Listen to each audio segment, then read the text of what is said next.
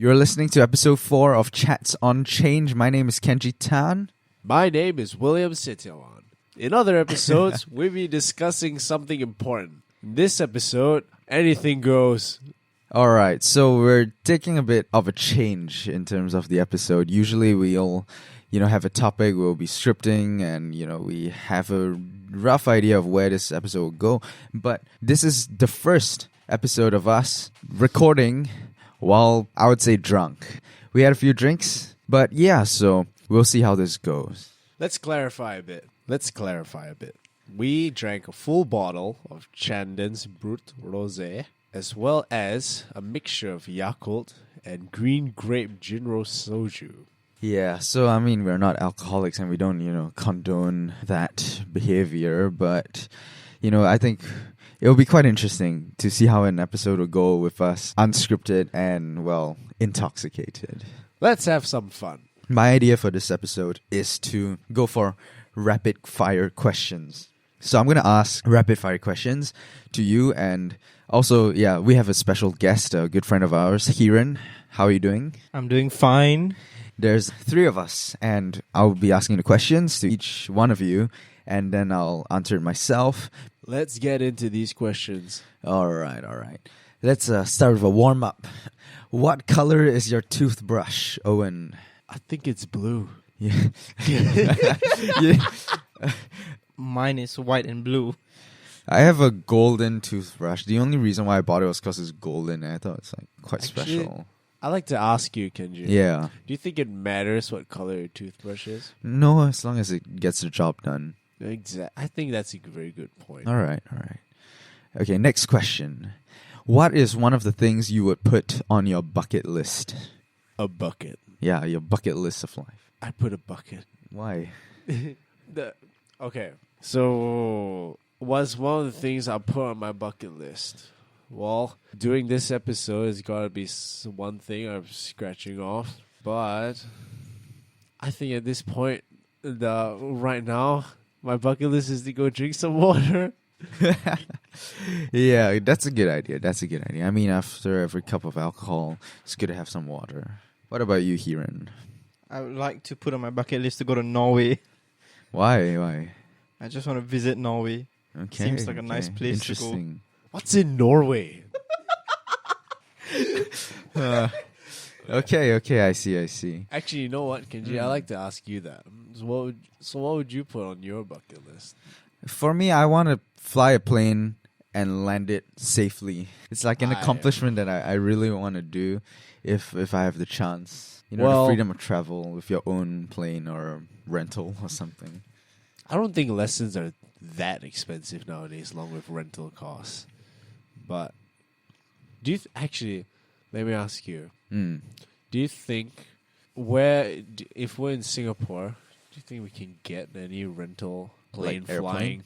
I guess you could hire a private jet if you have the money, but not sure about private rentals.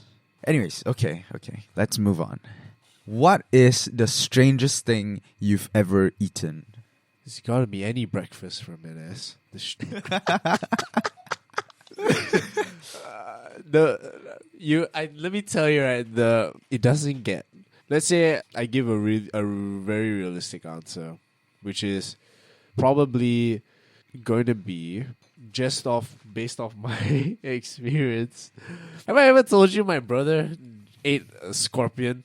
Yeah. That's super crazy. But the weirdest thing I've ever eaten, like personally, has got to be because in NS, for one of the breakfasts, they give you cereal. So they give you cereal in a box, and they give you milk in a carton.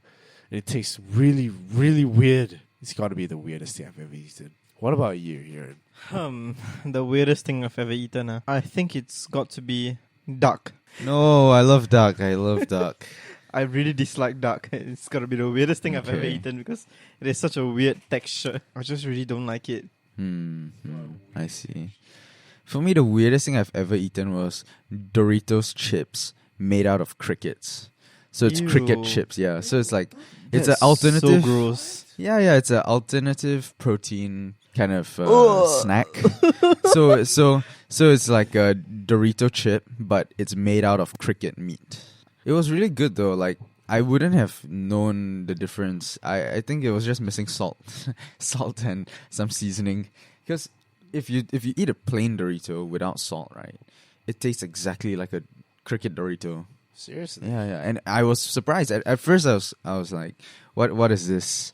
Is it am I gonna puke or something? But it was really good, and I mean, all it was missing was salt. Salt. Yeah, to like season the chips. Actually, let me ask you something. While I'm still in a awake state. Yeah. We're transitioning in society right now, right? Have you seen those meatless burgers? Yeah, the Impossible Burgers. Yeah, those Impossible Burgers. There's a Mm. lot of stores now that are transitioning towards selling those kinds of things. Yeah.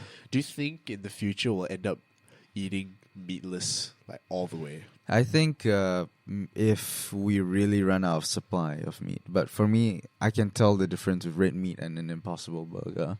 So Yeah. I mean, no offense, I'm never gonna be a vegetarian. I need my red meat.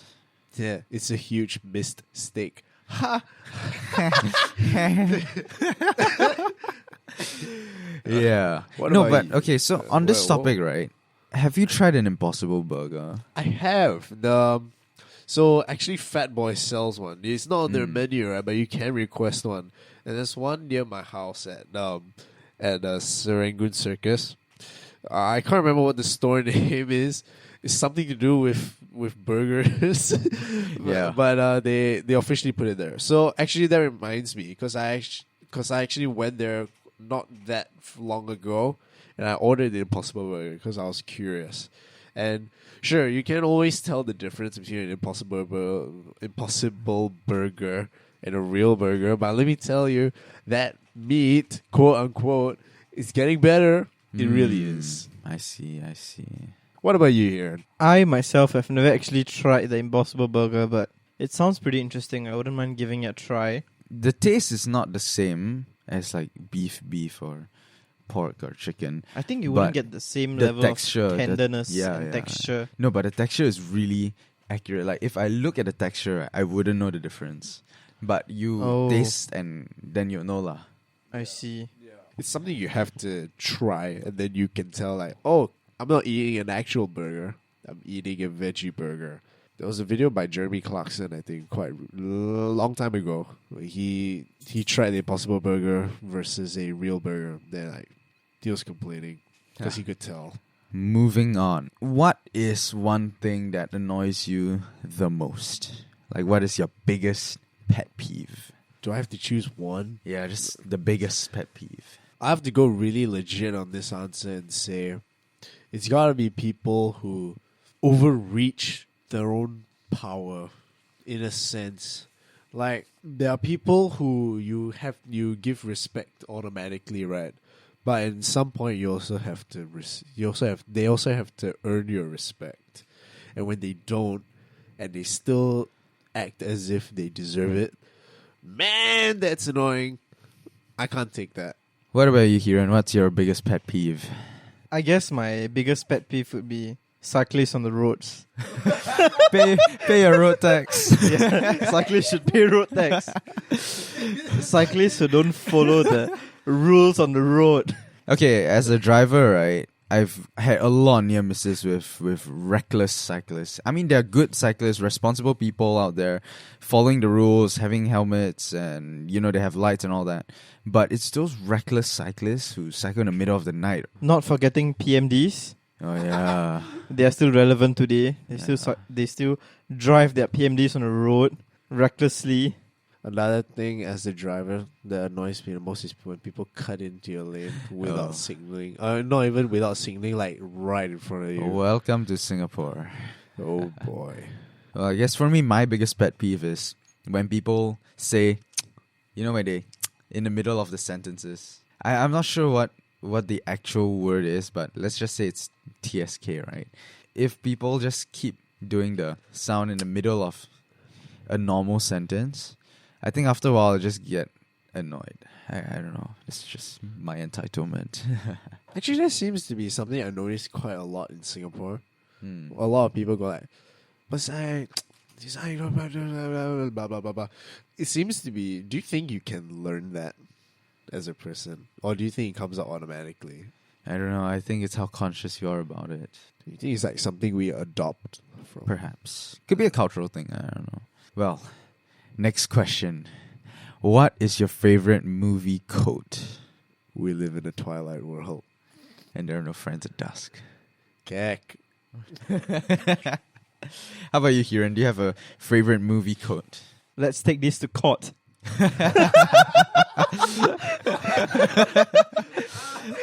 Let's settle this in court All right. with reference to How to Get Away with Murder. Yeah.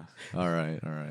I guess for me, it would be, it's not who you are underneath. It's what you do that defines you. As said by Batman. I Yeah. didn't see the light until I was already a man. It was nothing to me but blinding. And I thought my jokes were bad. Man, we're such Nolan Sims. Yeah, man. We're Nolan Sims. Okay, next question of the rapid fire round. If you could talk in your sleep, what would you say? If you could choose what to say in your sleep, what would you say? Man, I wouldn't really say, for me, I wouldn't have it as a repeating talk, but I like to always end my sleep with the same few words. Would be like, whoever is listening to me, I like to end off with and the treasure is buried at, and then I just wake up. That's such a tease. That is such a tease. I would like to say do not disturb. Dude, D&D. yeah, like the do not disturb sign in a hotel, but in real life. I don't know, man. I wouldn't know what to say in my sleep. I would be quite terrified if I sleep talk because I don't think I've ever done that before. Yeah, I don't want to say something weird, you know. Revealing stuff. Yeah. All right, next question. If you are on Mars, planet Mars, what will you do for fun? Like, what's the first thing you do for fun? Party with Elon Musk, straight up. For fun on Mars? What would be on Mars? Do you think we'll ever get to Mars? I think humanity will in a matter of time. Do you think we have to? I think it's an accomplishment. That's an accomplishment. There are a lot of people that are like against the idea because they keep saying the Earth is failing. You already want to go to Mars, so let's fix the Earth first. In that sense, so Elon Musk talks about establishing colonies on Mars like right now. Same goes for NASA, and we're all talking about what if we could shift humanity to Mars. Do you think you'd like to go to Mars in the first place? Well, it's a nice change of scenery. I'm okay with that. There's something I saw though, which is on I can't remember if it was SpaceX or NASA. They actually said they can send you to Mars, but it'd be a one-way trip because you'd be primarily going there to test the environment, test whether or not their stations work, the colonies. You'd be going there as essentially a science experiment. I would host a gravity party.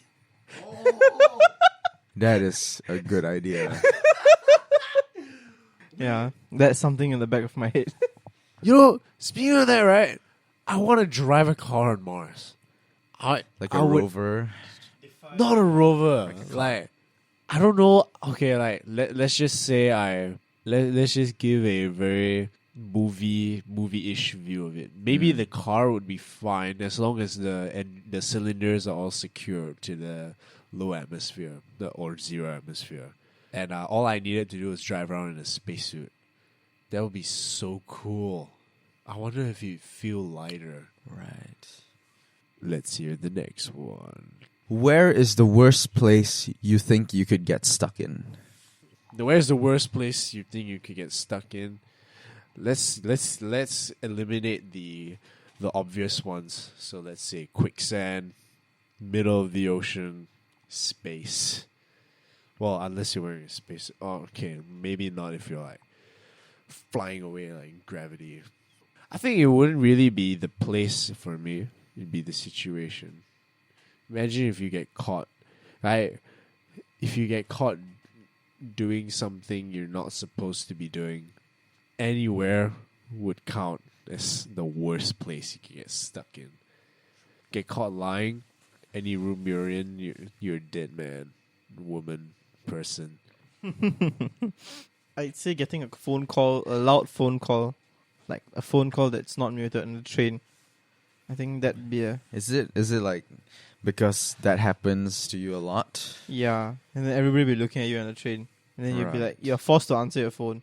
It reminded me of that question where we were asking what annoys you the most. It'd be like if you had to take a phone call on a train.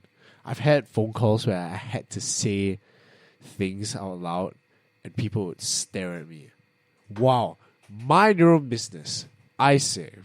But I mean, I wouldn't blame you for listening. I mean, it is in public. Singaporeans are just way too capable. I mean, I think it's just human nature to be curious, right? That's true. Okay, I have an answer for this question, and it's pretty straightforward. I would hate to be stuck in a public toilet. Like, if it's a mall toilet, okay. If it's a hotel toilet, sure. If it's my own toilet, perfect. But in a public toilet, What do you mean stuck? for me, I don't want to get stuck in a public toilet because 1, it's dirty. 2, it's smelly. 3, it's full of weirdos. You So mean like if the lock busts or something? if I'm physically stuck in a location, Damn. you know, I wouldn't want to be stuck in a public toilet. I take my chances with a porta potty. At least it's private. Public toilets. The only one I've ever actually seen like a public toilet was in Australia.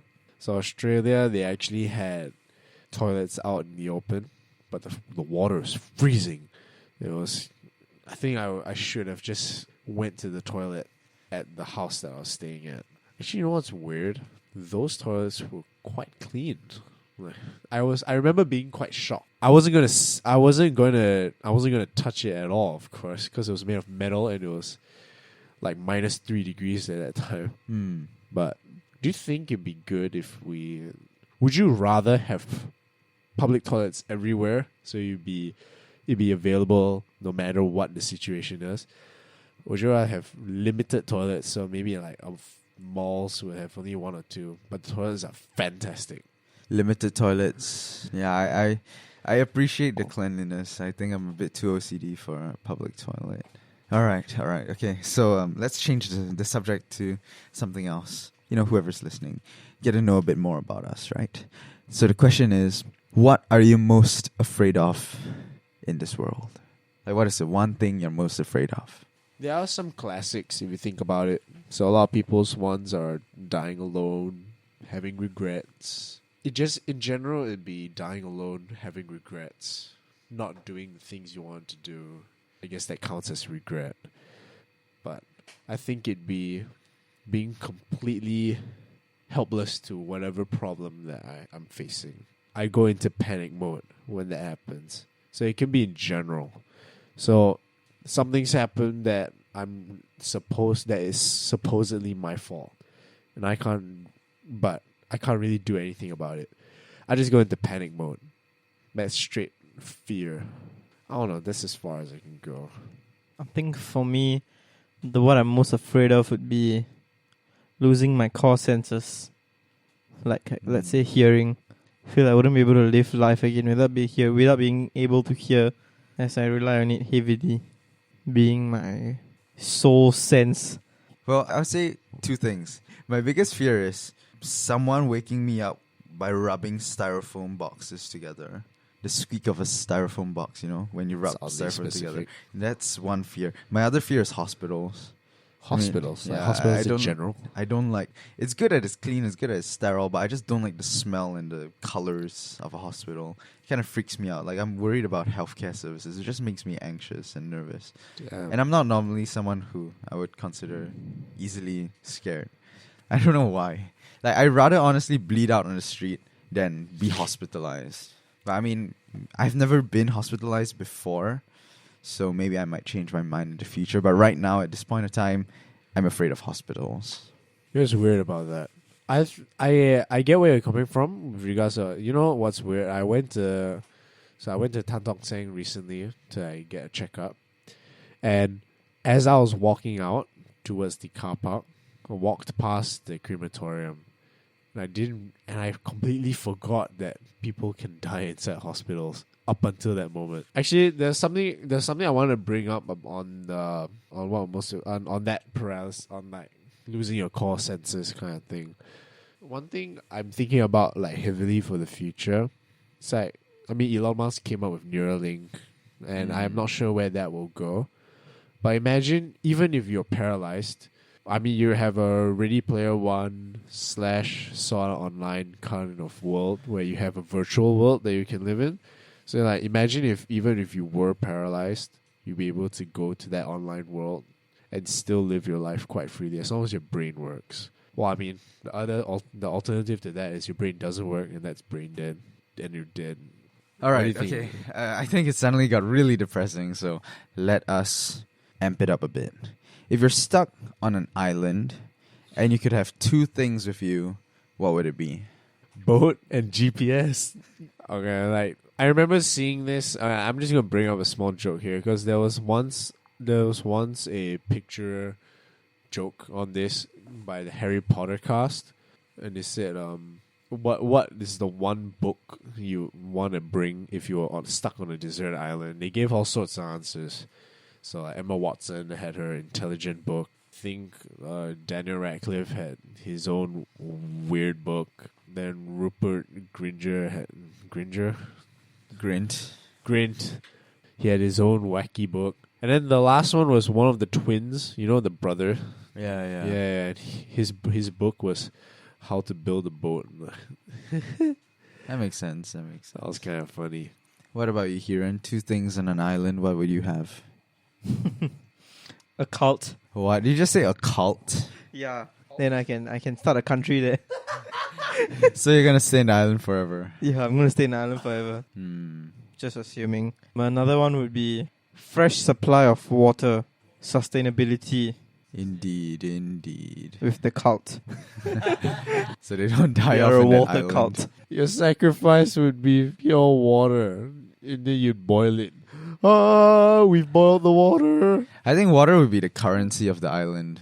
Actually, Maybe. I mean, if you're gonna monetize the cult, Imagine if your cult following, right, one of the cult members just drinks the water, and then you don't know what that means in terms of economics. Water stock market. Yeah. So you have like Dasani, Evian, all these would be premium stock water. you know, I was so mind blown when I was younger that Evian water, spelled Yeah. backwards, is naive.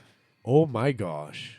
Okay, but to be fair to other water brands, right, I think Evian water is good. I honestly think it's good. I mean, I don't normally buy bottled water. Among the brands, like I feel Evian water is solid.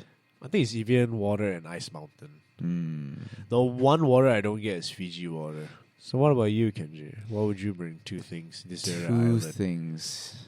Well, I think the first one would be a satellite phone, so I can phone for help. Nice. And another one, well, I mean, water, sure, but I think a unlimited supply of coconut. Because I really love coconut water. So, you know, if I'm going to be entitled here, right, I might as well be entitled with coconut water. You know, keeps you cool. You don't like dehydrate. A satellite phone and coconut water. Imagine if one of the things could be a giant sign calling for help from nearby planes. All right. What is one fashion trend you just don't get? Fanny packs. I don't get fanny packs. Dude, that's so 80s. People still wear it. I don't get it. Fanny packs. What about you, Hiran? What fashion trend you don't get? A fashion trend I don't get is sliders. Oh my god, Like socks sliders with are sliders. just slow, ugly. It makes you look so sloppy. I don't get sliders.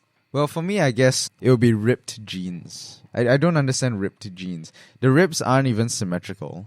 And if there's like a gust of wind, wouldn't the wind just like blow on your leg hairs and it's kind of weird, like it's uneven. I don't know, I wouldn't like ripped jeans. Next question. If you could swim in any liquid, what would it be and why? Honey. I think it'd feel weird. I would swim in Jello. I don't know if Jello is a liquid. Okay, fine. If you don't count Jello as a liquid, do you count chocolate as a liquid? Yeah, I guess. I would chocolate swim works. in thick melted chocolate. I guess the texture is a bit thick. There's more depth to the chocolate. Swimming in the chocolate. It's easier to float, actually. For me, I'd swim in milk, fresh milk. First of all, milk is like my number one drink of all time. And, if they do like milk baths and all that in a massage parlor, because the milk is actually good for your skin. It, like softens your skin, and I don't know, I think whitening or something. I have no idea. But milk is good for your skin, and if you're gonna swim in that, I would also want to drink the milk as I swim in it while helping my skin. I think that would be quite interesting. Assuming the milk is hygienic, you could like stay forever in that pool. Yeah, man. I want to swim in the water from the Dead Sea. Imagine how weird would it be trying to swim, but you don't actually have to keep yourself at the surface. You could just swim without any resistance. Next question. What is one food you wouldn't want to ever give up? I definitely not give up chicken rice. I'm a diehard fan of chicken rice. Is it going to be Ishan 925 chicken rice? Yes, definitely. I'm a diehard fan. What about you, Owen? What is one food that you would never want to give up? Oh, it's the one that I always enjoy at your household. It's got to be Japanese curry. Oh, Japanese curry. I think if I was on death row, that would be the one food I'll request. Last meal. For me, I don't know if it's stereotypical to say, but I don't want to give up sushi. I mean, there's so much variety with sushi. Giving up sushi is giving up an entire range of food that I just love.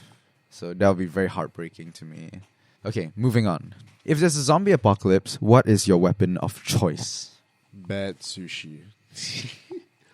Okay. What, you're gonna hand feed the zombies? Hey, here comes the airplane. And you give a rotten salmon sushi or something. Like for a weapon of choice, you could always give those really like cheaty answers. So if I could say like, "Oh, I like a phone," you can call it an airstrike wherever I go. Oh, that's stupid. Let's make things a bit interesting, and I'll say a weapon of choice. Are the zombies aggressive or? They're fast, but not that fast. They don't really have that much brains, but they're still dangerous. Sure. Let's say it'd be something I could actually build, right? I'll build a laser that's really high wattage, and you just burn everything it goes through. Straight up, burn the heads of zombies. My weapon of choice in the zombie apocalypse would be a EMP gun. But zombies don't use electronics, right? Wait. Let me explain. So why I say EMP gun is because zombies can't see in the dark, right? That's a general understanding among all zombies. So if I have an EMP gun, I'll be able to travel freely because I'll be able to shut out the areas that I don't want to have electricity, and I'll be able to move around easily. That's a pretty smart answer. I never would have thought interesting. about that. Okay, so you highlighted a question for me to ask. Underwear, question mark. No. Underwear, question mark, Kieran. What are you asking me? I don't know. The question is just underwear, question mark. I'm wearing a shirt under my jacket. I don't think that's what we meant by underwear. I don't know. I'll say yes. Oh, okay. Yeah. I'm sorry. I'm a bit high. Pardon me. As we all are. Then I would say yes, definitely. All right. I think this is quite an interesting question. What is one item you can never live without? Gotta be my computer. I mean, not only speaking as a computer enthusiast, I don't know if that's the word, a programmer as well, but even without those habits of mine, my lifestyle revolves around using my computer, and I don't think I could live without it, or without some form of access to something digital, electronic. I always prefer not to write on paper, because with digital media, you can technically have an infinite number of, and you can always undo your mistakes. So that really appeals to me. I don't know, maybe that's just me. What are you hearing? I guess for me it would be my smartphone. I can't live without my smartphone because without a computer, I'm still able to function. But I guess without a smartphone, all basic communication would be halted, which is very important for me. What about you, Kenji? Call me entitled or spoiled, right? But aircon. Growing up in Singapore, it really makes me hate the heat and the humidity. So air conditioning is like escapism to me.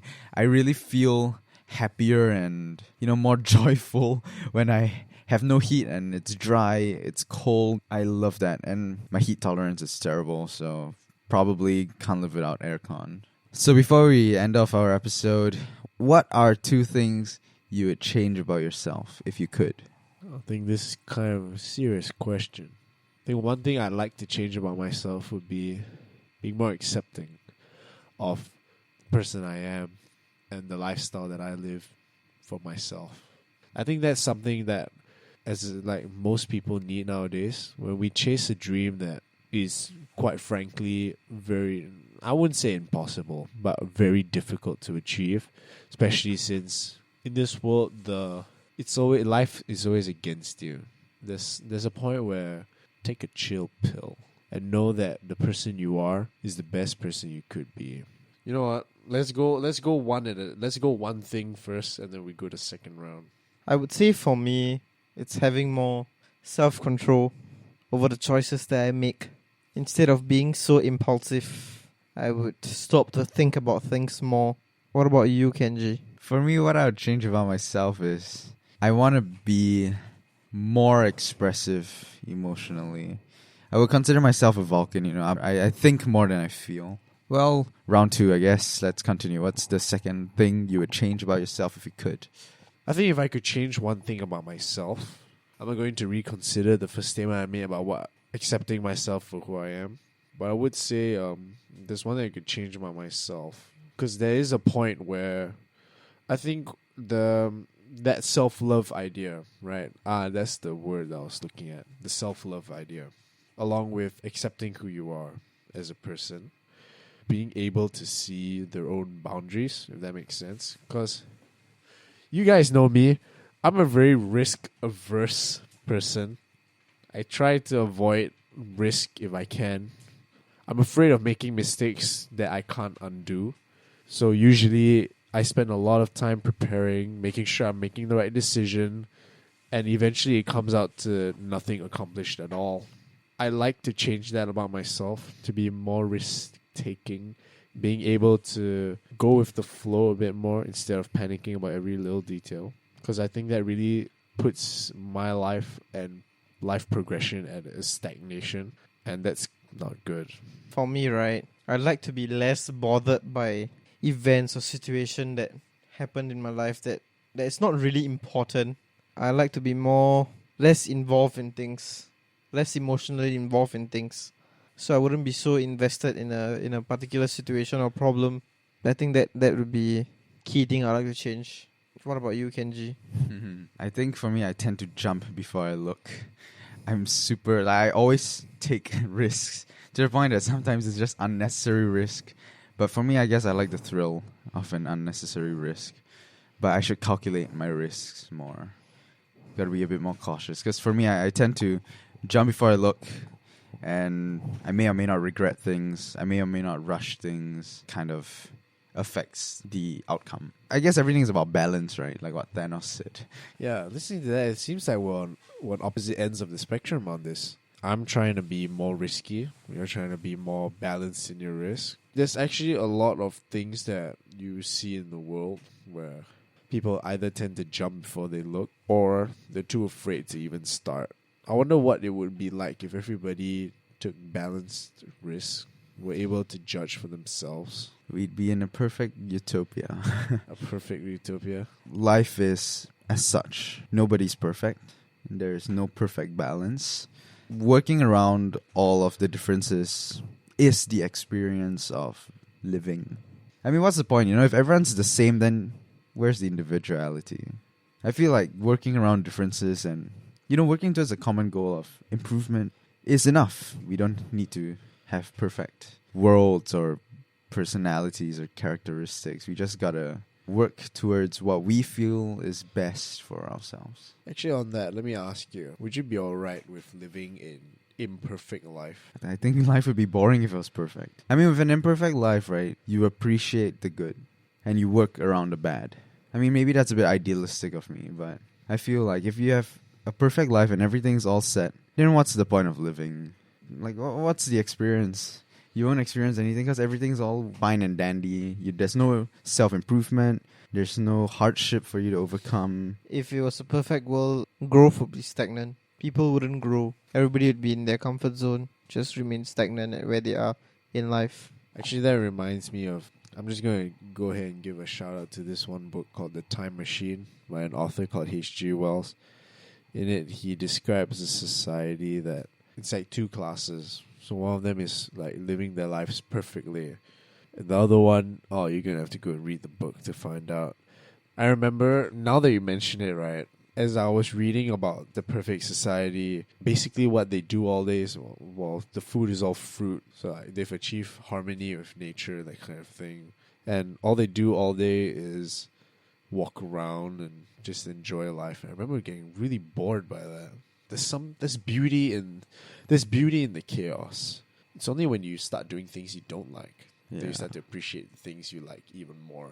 I think this is a good note, a good thought to end this drunk episode on. You appreciate the things in life, the imperfections. It doesn't have to be perfect. Things don't always go the way you want it to go, but you just gotta make the most out of it, right? Well, thank you so much for listening to episode 4 of Chats on Change. Well, it's the first episode, intoxicated. So we hope maybe you learned a bit more about us and maybe you like this change of episode format.